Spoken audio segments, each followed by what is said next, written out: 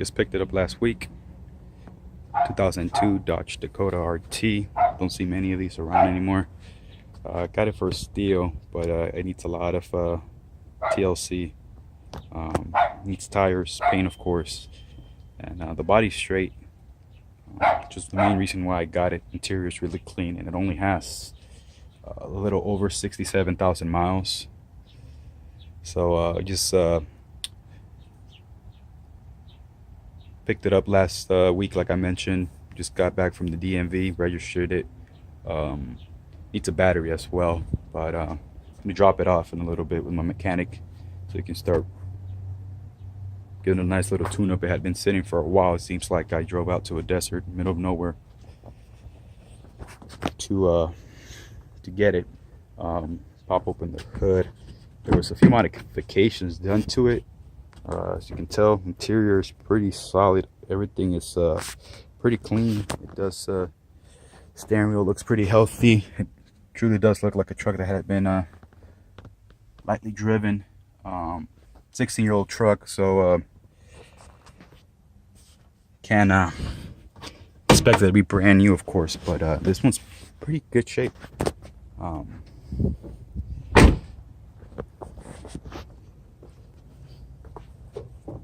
Hood, give it some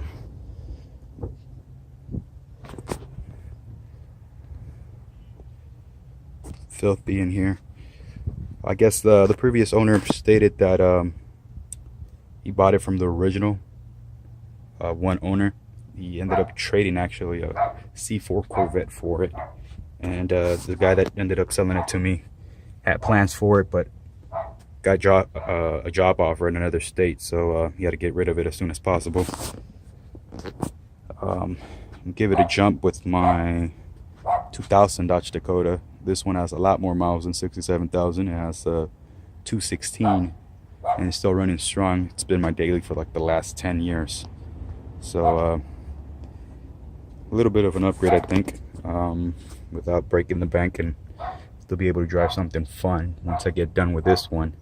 Have some plans for it, just real quick, to throw some tires, of course. These are done.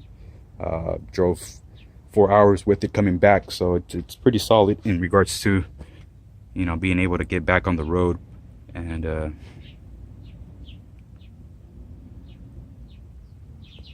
driving, but doesn't look nowhere near like I'd like it to look, of course.